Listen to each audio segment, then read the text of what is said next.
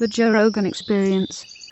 But I think like, those moments, I needed that. I needed to combine our energies, because look how that fight ended up going.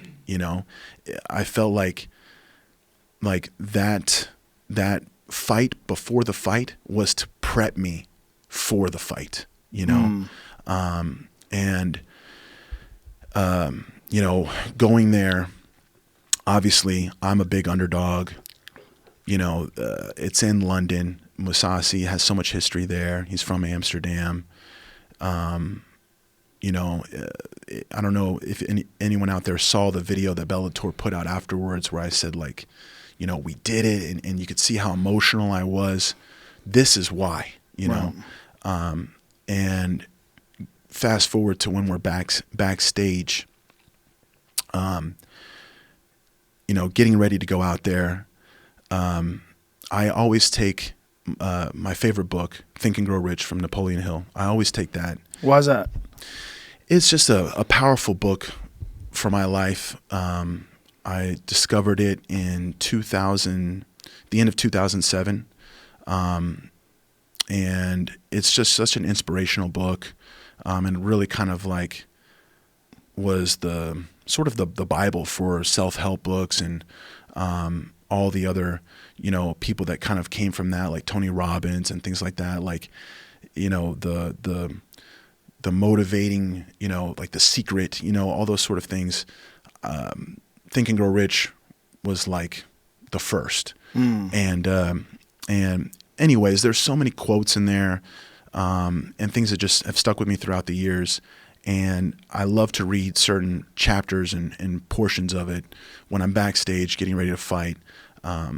And I have like highlighted sentences and notes in it and stuff. And I'm backstage and I open the book, and I hadn't opened it up to this point on this trip. Like, it was just with me, put it in my bag, and I got a couple hours before we go out to fight, and I always open it up.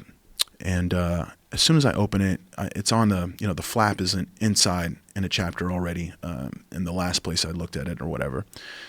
And the first thing I see is a highlighted portion that says, "Every adversity carries with it the seed of an equivalent advantage." That was the first thing that I saw, and it hit me right there. It was like everything that I went through in this camp to get to this fight, that is going to be my advantage. That is going to be what carries me through this fight. That's my power. I know what I'm here for. That's a great quote. It's the best. Every adversity carries with it the seed of an equivalent advantage. Another one of my favorites from Napoleon Hill that I've used on T-shirts and inside a gi before. Victory is always possible for the person who refuses to stop fighting, that's martial arts, right? That's a black belt is a white belt who never quit, As long as you never quit, success is always possible. Every failure just helps you learn and grow to get to your ultimate objective, your ultimate goal. And when I saw that, I'm writing that book down right now. Yeah, Think and Grow Rich, Napoleon Hill. I tell all my students, all my competitors, all my guys, I always talk about that book. And that was the first thing that I saw, and like I said, like going into this fight, all I wanted was that fight. Like trying to get approved, that whole process was just like, hey, just give me this one. Just give me this one more. Don't stop me this short of my dream, my dream to fight for the belt, to fight a legendary fighter like Mousasi, someone that's been, at the top for so long. That was how I envisioned, fighting for my first big world title in MMA. And I mean, I was going out there like that was the last fight of my life. Like it could potentially be the last fight of my life. And all this stuff with my health, like, and I'm thinking about my parents and my family, like wondering, am I going to get hurt? Am I, going to do something where selfishly, because I want to fight, I want this title, that something could happen to me. And and I'm not going to be healthy. I'm not going to be the same, and I'm going to break their hearts. I had all these emotions and thoughts, and it's just like I was literally kind of, and it's, so to speak, going out there ready to die, like ready to just let it all out. Like, this is it.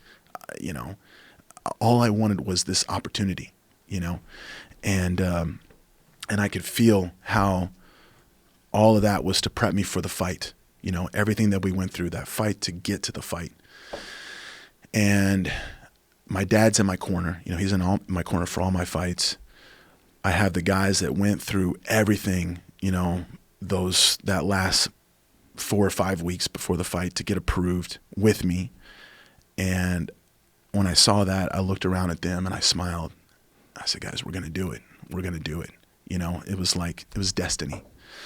And I don't know, if you've ever seen, but I've posted before some clips of my dad, who is a professional organist, or former professional organist, but he still plays the organ. He's a musician. And when I walked out for this fight, I had them play a clip of my dad playing the organ. And, growing up, when I first started training martial arts, my dad was playing the organ at that time, professionally. And that was what I did. The time that I spent with my dad, I was at church listening to him play the organ. And then we would go to the academy and we would train, or we would train at home. And, my father's in my corner, and, this is our work. I am who I am because of him. I'm a martial artist because of him. I have my brothers, the guys I've been training with for over a decade. It was our destiny. It was family. We were going out there to fight as a family, and walking out to my dad playing the organ. It just really, it took me to this place where it's like, I'm going to give everything I absolutely have, win or lose. I'm not going to stop. I'm going to do my best, my absolute best. And then, the fight went the way it did, came down to the 5th round. That's where that 5th round came from, was for them, the love that they gave me to get me, even just to get me there, because I was ready to break, man. I was in pieces so many days in that camp. It was just a roller coaster of emotions. But having them, my father, my brothers behind me, that's where that strength came from, and everything we went through before the fight. But that's why I was so emotional in the cage. I mean, you'd be emotional anyways for a title fight, but it was something else just to get there, and have that opportunity. And you could really, Mauricio, he's right there with his hands like. It's a powerful moment right there. Oof. Did it bother you that he had a lot of sour grapes after the fight? Gegard did. It did. He didn't really credit you for the fight. He was just saying mostly that you were on steroids. You see my mom. Yeah. Paying her respects, giving him a hug. Yeah, I mean, I understand that he felt bad because he lost, but I felt like the way he handled it was uncharacteristic for him. He was attributing. I thought so too. We were so respectful after the fight. I went up to him, before they made the decision. I went up to him. I shook his hand. I said, "Man, it was an honor. So much respect for you. It was an honor to battle with you." I thanked him. Thank you. And we shook hands and hugged, and but then he didn't stay after they raised my hand. He walked right out. We didn't shake hands again. And then everything else, really surprised me. I think it was just hard to fathom because, this was my 10th fight. He had already had over 50. Mm-hmm. He was a big favorite. I just don't think, they were very confident. They were very confident leading up to the fight. And I don't think anyone imagined me to walk out of there with that belt. Especially with one leg. He didn't know about it that. It hurt really bad after. I'm sure. But, you know, I didn't feel it. Like, that's when the adrenaline's pumping. Right. You know, I didn't, it wasn't until like an hour later, I was like, whew. Right. It's pretty tight. Yeah. Why do you think he did that? Why do you think, I mean, he's lost before. I've never seen him just essentially attribute most of your success. He was just accusing you of taking steroids. Yeah. And not a little bit of steroids, he was saying, like monkey steroids. That's what he said. Yeah. I don't know. You know, his camp had I felt like Mousasi is genuinely like what I would call, you know, a real martial artist. He's a martial artist, and he doesn't really ever, you know, trash talk anybody. Mm-hmm. And we were all very respectful, but, you know, his camp was, they were saying and doing some things that were a little edgier, I would say, when we... A little douchier. Yeah, yeah. When we... Trying to be classy. When we were at the press conference and we were going on for the face-off, you know, all his camp were always yelling a bunch of things, and you know, when we were walking up, one guy yells up to me, "Dead man walking."